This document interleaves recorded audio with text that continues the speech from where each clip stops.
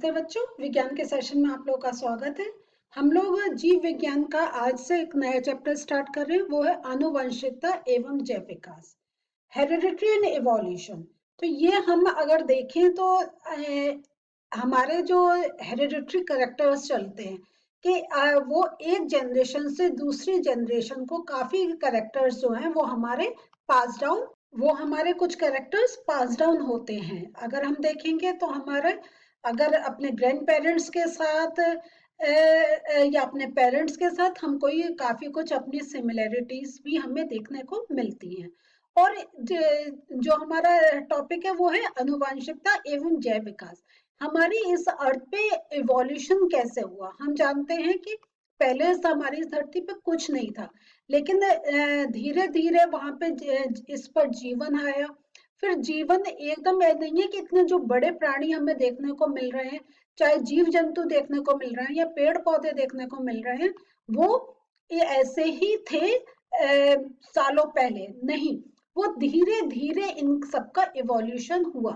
तो ये हमारे चैप्टर का आज मतलब अगर हम देखेंगे तो इस चैप्टर में हम यही बातें समझेंगे कि जो हेरिडिटरी कैरेक्टर्स हैं, जो हमारे जनरेशन टू जनरेशन कुछ कैरेक्टर्स किस प्रकार पास डाउन हो रहे हैं अगली जनरेशन में, और इस धरती पे जो एक जैव विकास हुआ वो किस प्रकार हुआ, और किन हम अगर कहें हमारे पास ऐसे ठोस जो एक ऐसे प्रूफ्स हैं जिनको देखकर हम ये कह सकते हैं कि इस प्रकार के जीव जंतु इस धरती पर लाखों करोड़ों वर्ष पहले थे, और उनसे ही किस प्रकार इवोल्यूशन होके आज जो हमें जो अलग अलग स्पीशीज देखने को मिल रही हैं वो क्यों हैं, और उनका अगर जो भी एक बॉडी स्ट्रक्चर है कैसे है, वो किस कारण है, ये सब हम लोग इस चैप्टर में समझेंगे।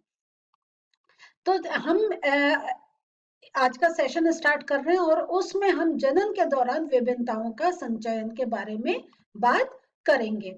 तो हमने जो ये चैप्टर है आप जैसा देखकर समझ गए होंगे, हमारा 12 सेशंस में होना है, और हमेशा की तरह हम छोटे छोटे टॉपिक से को कवर करके अच्छी तरीके से समझेंगे जैसे हमें चैप्टर ये समझ में आ जाए। तो सबसे पहले जो आज का, जैसा आप जानते हैं, हमारा टॉपिक है जनन के दौरान विभिन्नताओं का संचयन। कि जब जनन प्रोसेस चल रहा है तो विभिन्नताएं कैसे आ रही हैं, इन बातों को हम समझेंगे इस सेशन में। तो सबसे पहले हम लोग देखते हैं कि ये जो हमारी जनन क्रिया होती है, जो हमने इससे पहले जो हमारा चैप्टर लिया था उसमें हमने जनन प्रोसेस को समझा था, कैसे एसेक्सुअल रिप्रोडक्शन हो रहा है, कैसे सेक्सुअल रिप्रोडक्शन हो रहा है। तो और ये हम जानते हैं कि जो जनन की जो क्रिया चलती है इससे ही नए जीव उत्पन्न होते हैं। और हम लोगों ने जैसे पहले जब हमने रिप्रोडक्शन करा था तो हमने ये देखा था जनन क्रिया भी एक बहुत इंपॉर्टेंट क्रिया है, क्योंकि तभी कोई एक स्पीशी इस धरती पर मेंटेन है। आज जो हमें जीव जंतु इतने देखने को मिल रहे हैं, और अगर हम कहें तो हमारे पेरेंट्स ने, हमारे ग्रैंड पेरेंट्स ने या हमारे ग्रेट ग्रैंड पेरेंट्स ने भी इन जीव जंतुओं को देखा था। तो जब और वो अब हमारे सामने नहीं है, तो लेकिन वो जो उन्होंने जीव जंतु देखे थे वो हम आज भी देख पा रहे हैं। हाँ, कुछ एक्सटेंट भी हो गए हैं, लेकिन काफी जीव जंतु हम आज देख पा रहे हैं। उसका कारण है क्योंकि वो जो है उनमें लगातार रिप्रोडक्शन का प्रोसेस चल रहा था, जनन क्रिया चल रही थी, जिससे वो स्पीशी मेंटेन्ड है। तो ये जो है जनन क्रिया एक बहुत जरूरी है। और इस जनन क्रिया में एक चीज हम देखते हैं कि इसमें समानता होते हुए भी हमें कुछ विभिन्नताएं देखने को मिलती हैं। तो जैसा हम कहें कि हम समानता क्या है कि हमारे पेरेंट्स, ग्रेट पेरेंट्स, ये हमारे में अगर जैसे दादाजी, पिताजी जो भी हैं वो मनुष्य हैं, हम भी मनुष्य हैं। तो ये एक सिमिलैरिटी है। अगर कोई भी आप जीव का नाम लें, चाहे कुत्ता हो, बिल्ली हो, भेड़ हो, बकरी हो, तो वो अपने जैसों को ही जन्म देते हैं। बकरी का बच्चा बकरी ही आगे जाके बनेगा। तो ये एक सिमिलैरिटी है। लेकिन डिसिमिलैरिटी क्या है, विभिन्नताएं क्या है, कि हम चेहरा देखकर पहचान सकते हैं कौन क्या है। हमने सबको अलग अलग नाम दे रखे। फेस देखकर आप पहचान जाते हैं कि कौन सा मनोज है, कौन सा रवि है, कौन सी कांता है, कौन सी शशि है। तो आप फेस देखकर पहचान जाते हैं कि है ह्यूमन बीइंग, लेकिन थोड़ा कहीं किसी बात में बालों से, आंखों से, फेस स्ट्रक्चर कोई एक डिसिमिलरिटी है जिससे आप वो डिफ्रेंशिएट कर सकते हैं। तो अगर हम देखें तो हमारी जनन क्रिया में सिमिलैरिटीज भी पास डाउन हो रही है और डिसिमिलैरिटीज भी पास डाउन हो रही हैं। तो इस अध्याय में हम इन क्रियाविधि का अध्ययन करेंगे जिनके कारण ये विभिन्नताएं उत्पन्न तथा वंशागत होती हैं। कि हम देखते हैं कि अगर आप देखेंगे तो हो सकता है आपके दादाजी के जो बाल होंगे वो काले होंगे, लेकिन आपके पापा के थोड़े ब्राउनिश होंगे, और वो आप में आपके भी बाल ब्राउनिश हो सकते हैं। तो ये एक है कि उनमें तो एक बालों के रंग में कुछ पिताजी और आपके दादाजी में वो डिफरेंस आया, लेकिन वो जो उनको कलर मिला वो आपको पास डाउन हो गया। या ऐसा भी हो सकता है कि आप पिताजी के भूरे बाल हो, आपके काले, दादाजी के काले हो। तो हम ये देखेंगे कुछ कैरेक्टर्स जनरेशन टू जनरेशन कैसे पास डाउन हो रहे हैं, और जो अगर कुछ डिफरेंस आया है वो भी कैसे आगे की जो जनरेशन है उसमें वो पास डाउन हो रहा है। तो ये सब कहीं हमारा जो एक जनन क्रिया चल रही है उसी में ही कुछ ऐसा प्रोसेस चल रहा है जो सिमिलैरिटीज के साथ डिसमिलैरिटीज को आगे जनरेशन में पास डाउन कर रहा है। तो जनन के दौरान विभिन्नताओं का संचयन जो होता है उसमें हम ये देखते हैं कि पूर्ववर्ती पीढ़ी से वंशागति संतति को एक आधारिक शारीरिक अभिकल्प एवं कुछ विभिन्नताएं प्राप्त होती हैं। तो एक तो बॉडी स्ट्रक्चर मिलता है कि ह्यूमन बीइंग का या किसी भी जीव जंतु का वैसा ही बॉडी स्ट्रक्चर मिलता है, लेकिन विभिन्नताओं के साथ।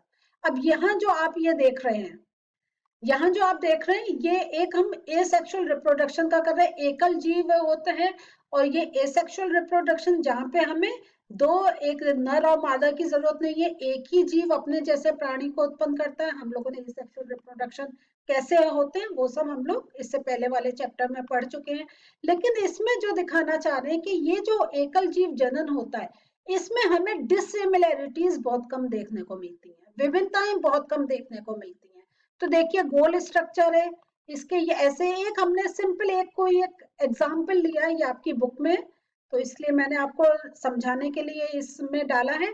तो यहाँ पे ये देखें तो बेसिक स्ट्रक्चर जो है बिल्कुल सेम है, विभिन्नताएं हमें बस एक हल्का सा कलर में डिफरेंस देखने को मिल रहा है। बेसिकली अगर देखें तो जो ब्लू कलर का जो अगर कहीं टेक्सचर है वो सिर्फ एक में अलग है, बाकी में बिल्कुल सेम है। तो विभिन्नताएं बहुत कम है, सिमिलैरिटीज बहुत ज्यादा है। और ये जब हमारा एसेक्सुअल रिप्रोडक्शन होता है उसमें हम देखते हैं कि विभिन्नताएं बहुत कम देखने को मिलती हैं। और ये जो विभिन्नताएं हमें देखने को मिलती है उनका है बहुत कम अंतर डीएनए प्रतिकृति के समय न्यून त्रुटियों के कारण उत्पन्न होती है।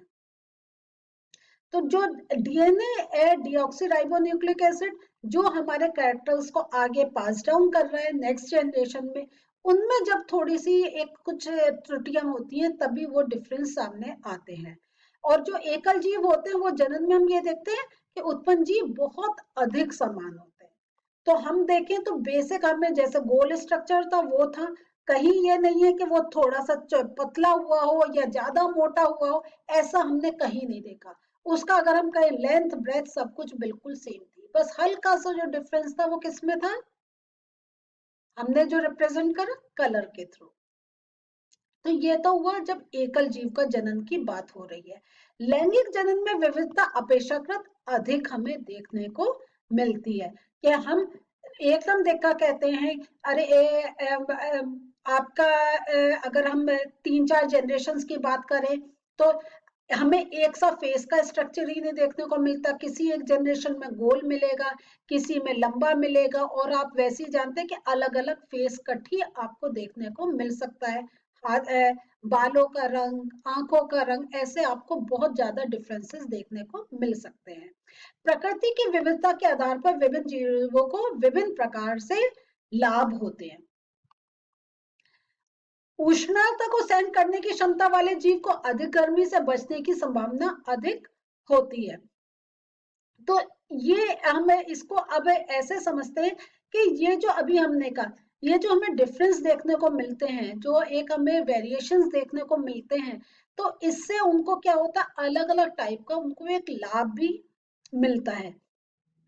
जैसे जो जिनमें एक गर्मी को सहन करने की जो क्षमता है, उनको, वो जो जीव है उनको अधिक गर्मी से बचने की संभावना अधिक हो जाती है, कि क्योंकि उनका बॉडी ऐसे बना होता है कि वो उतनी गर्मी में अपने को जीवित रख सकते हैं, लेकिन वही ठंडे वाला प्रदेश का वो नहीं जीवित रह पाएगा। पर्यावरण कारकों द्वारा उत्तम परिवर्त वेरिएंट्स का चयन जैव विकास का आधार बनता है। लेकिन जैसे जैसे एनवायरमेंट में चेंजेस हो रहे हैं, वैसे वैसे क्या होता है, जो हमें एक वेरिएशन देखने को मिलता है वो मिलता है। क्योंकि आप जानते हैं कि जैसे अपने ही आप जगह पर सुनते होंगे कि पहले यहाँ पे इतनी घास थी, इतना हरियाली थी, या पहले यहाँ पे वर्षा बहुत होती थी या कम होती थी, लेकिन अब कम होती थी तो अब ज्यादा होने लग गई, ज्यादा होती थी अब कम होने लग गई। ऐसे हम देखते हैं कि एनवायरमेंट के फैक्टर्स जो अगर वो कहें वो चेंज होते रहते हैं। तो जब एनवायरमेंट में चेंज होता है, उसी के कारण थोड़े से वेरिएशंस धीरे धीरे जनरेशन में पास होने स्टार्ट हो जाते हैं। जैसे अगर हम देखें कि पहले एनवायरमेंट में आपकी इतनी विषैली गैसें नहीं थी, तो सब लोग बहुत ज्यादा एक अंदर से स्ट्रांग थे। लेकिन अब जैसे जैसे हमारी जनरेशन्स आ रही हैं, पॉल्यूशन बढ़ता चला जा रहा है, तो हमारा जो एक सहन करने की शक्ति, या अगर हम कहें हमारे बॉडी ऑर्गन्स उतने ज्यादा स्ट्रांग नहीं रह पा रहे हैं, तो हमें कहीं ना कहीं थोड़े से जो एनवायरमेंट में चेंज होने के कारण, पर्यावरण में चेंज होने के कारण हमें वेरिएशंस देखने को मिलते हैं। अब थोड़े सोचिए और बताइए, विभिन्नताओं के उत्पन्न होने से किसी स्पीशीज का अस्तित्व किस प्रकार बढ़ जाता है। तो जो विभिन्नता के उत्पन्न होने से स्पीशीज का अस्तित्व किस प्रकार बढ़ता है, तो ये अगर आप इस बात को सोचेंगे, तो ये जब विभिन्नता आ रही है और जो पर्यावरण में जो विभिन्नता आ रही है, जब वो एक उसके साथ कोऑर्डिनेट करेंगे तभी स्पीशीज जिंदा रह पाएंगी। अगर उसके साथ कोऑर्डिनेट नहीं करेंगे तो वो स्पीशीज जिंदा नहीं रह पाएंगी। तो वही यहाँ पर लिखा है, प्राकृतिक चयन ही किसी स्पीशीज का उत्तरजीविता का आधार बनता है। जैसे जैसे एनवायरनमेंट में चेंज होते हैं, तो हम क्या देखते हैं कि जो एक अगर कहें तो एक नेचुरल सिलेक्शन चलता है, कि जैसा उसमें अगर मान लीजिए टेम्परेचर में चेंज हुआ, तो जो जीव उस टेम्परेचर में अपने को एडेप्ट कर पा रहे हैं वो ही जीवित रह पाते हैं। जिनमें जो वो जीव एडेप्ट नहीं कर पा रहे हैं वो जीवित नहीं रह पाते हैं। विभिन्नताएं प्राकृतिक वर्णन में सहायता देती हैं और विपरीत परिस्थितियों से जूझने में सहायक होती हैं। तो यही विभिन्नता है कि जब वो विभिन्नता किसी प्राणी के अंदर आती है, तो जो नेचुरल चेंजेस हो रहे हैं उनसे अडेप्ट करने में वो एक सहायक होती है। एक सिंपल मैं एग्जांपल दे रही हूँ कि आप अगर देखेंगे तो अपने ग्रैंड पेरेंट्स को देखेंगे कि उनको ज्यादा शोर की आदत नहीं होती, उनको एक शांति पसंद होती है, वो अपना कार्य तभी कर पाते हैं जब शांति हो। लेकिन आप लोगों को म्यूजिक सुनने की आदत है, उनके समय में इतना ज्यादा म्यूजिक नहीं था, इतने ज्यादा कहें तो उनके पास ऐसे इंस्ट्रूमेंट्स नहीं थे जिससे वो सुन सके, तो उनकी वो आदत नहीं थी। और वो जब कुछ उनको कार्य करना होता वो घर में शांति चाहते। लेकिन आप लोगों का अगर कहें तो वो एक आपके पास उतने रेडियो फोन सब में एक ऐसे आपके पास चीजें हैं, माध्यम है जिनके थ्रू आप सुन सकते हैं, तो आप काम करेंगे, आपका कंसंट्रेशन तभी लगेगा जब म्यूजिक चलेगा। तो इस टाइप से एक ये बहुत छोटा सा एक एग्जाम्पल है। तो ये जो एक है, तो अब आप सोचिए कि अगर जैसे हमारे इस टाइप से अगर और भी जो हमारे एनवायरनमेंट में चेंजेस हो रहे हैं, उनके अगर अकॉर्डिंग जीव नहीं अपने को एडजस्ट कर पाएंगे, तब क्या होगा, उनका उस एनवायरनमेंट में रहना एक बड़ा मुश्किल हो जाएगा। तो आज हम लोगों ने क्या देखा, आज हम लोगों ने पहले एक बस चैप्टर का इंट्रोडक्शन लिया और ये देखा कि कैसे जीव जो हमारे उत्पन्न हो रहे हैं वो एक स्पीशीज को मेंटेन कर रहे हैं, और वो जो नए जीव आ रहे हैं वो जिनसे उत्पन्न हुए हैं उनसे उनका कुछ तो समानताएं होती हैं और कुछ विभिन्नताएं भी होती हैं, और ये विभिन्नताएं उनको जो नया पर्यावरण मिल रहा है उसमें जीवित रहने में सहायक होती हैं। तो ये हम लोगों ने समझ लिया। अभी तो चैप्टर की शुरुआत है, आगे और सेशंस में इस चैप्टर को समझते जाएंगे। मिलते हैं अगले सेशन में। बाय।